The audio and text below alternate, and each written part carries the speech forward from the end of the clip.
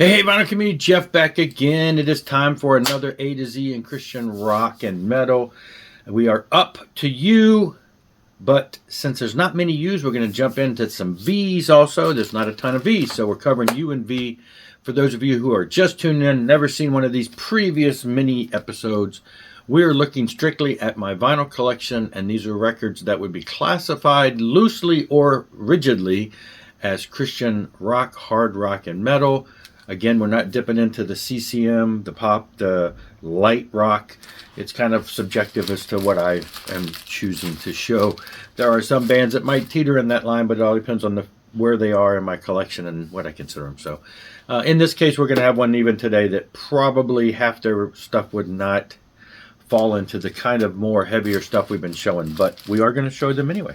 Anyway, so we are getting into this again, just vinyl, of just my things on vinyl, and yeah, let's get into it. So, like I said, there's not a ton of bands. I said, how many were there on CD? And I'm like, there's only a couple more that are on CD that are not on vinyl. So it's not like U is a very common band name to start with.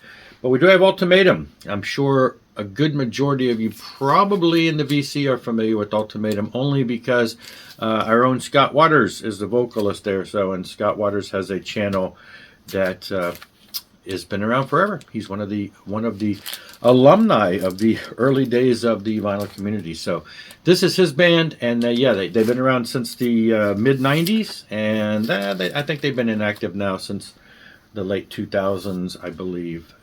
So anyway, yeah, there you go. We got a bunch of Ultimatum. These have all been reissued in recent years on vinyl, one by one, over time, perilous times.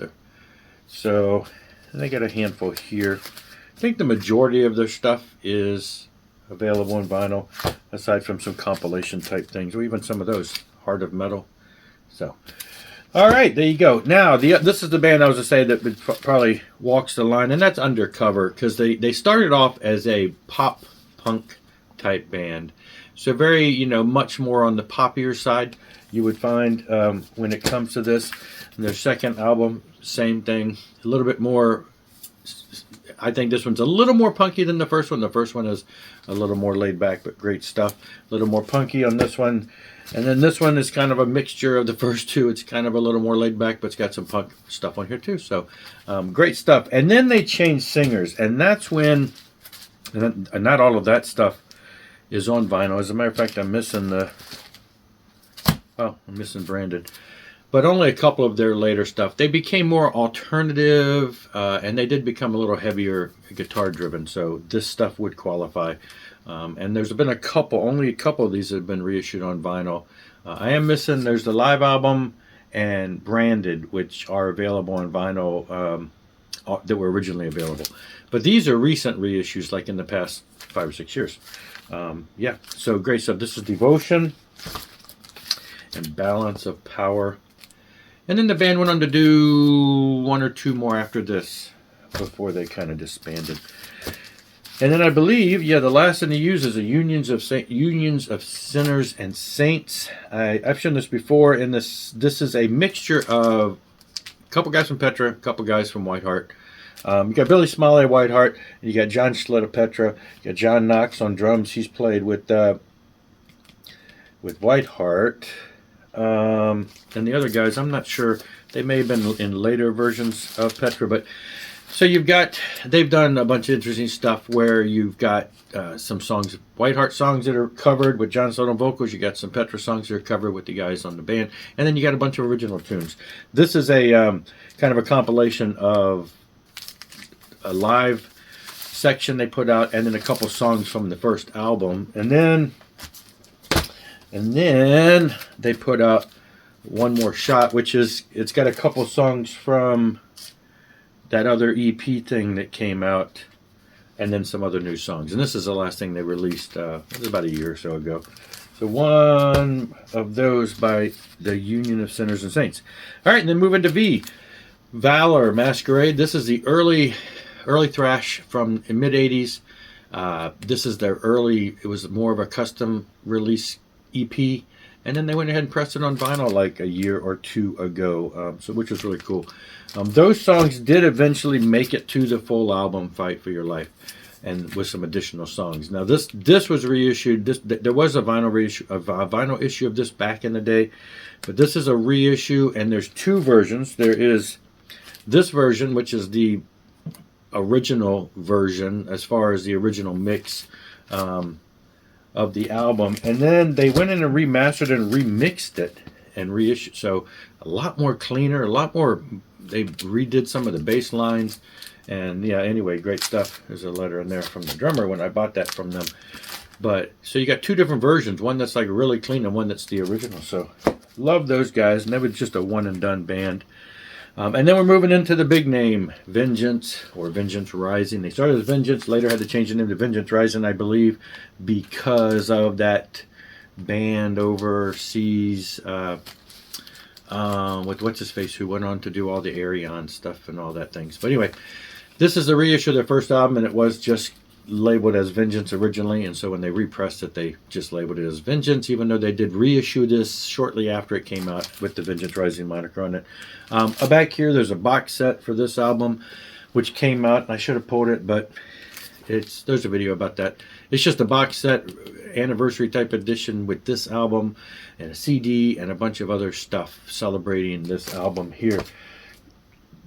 Early extreme for the Christian realm, probably one of the first in the death metal realm that really did cause kind of a turmoil with being so aggressive. Then they came out with a second album, which a little less aggressive, but still, you know, got the vocal stylings they did. But I thought musically, that one's a lot more raw than this one. I love this album. Love this album. Then the band basically quit and went on to form Die Happy. The singer Roger went on to do Destruction Comes. We got some new guys to come in and play, even some guys from Deliverance and other bands came in and did some stuff, and he played some stuff on himself, and Destruction Comes was what came out of that, followed by Released Up on the Earth. Probably one of the more, in my opinion, one of the heavier. It gets a little more guttural here than it did screechiness of the first few albums, so this album's really, I just love this album. Great stuff. And then they were done with that. All right, and then this is going in. This is a little more on the Southern rock side.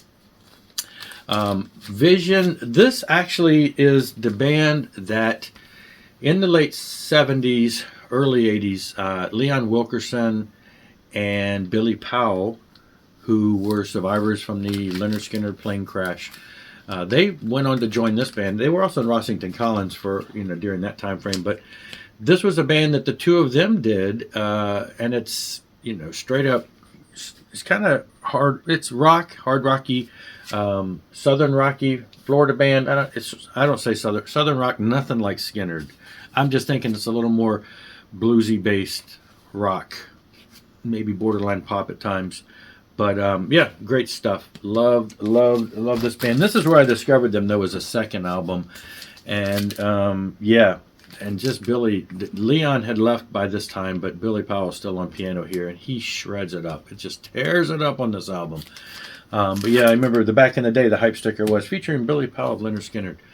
Absolutely, just one of my wife's favorite albums, one of my favorite albums. Absolutely great stuff. This one has always been on vinyl. I don't know if this is a reissue on vinyl. It might have been on vinyl way back in the days, because it would have been back in the 80s. I'm not sure. And then there is a third album that was reissued on CD a few years back, but has not gotten a vinyl reissue. It came out after this, and I had never heard that one because I don't know where it came out or what, but back in the day, this was the only album that I really ever got my hands on. And then I heard about the previous one, but they were sold out by the time I got into it.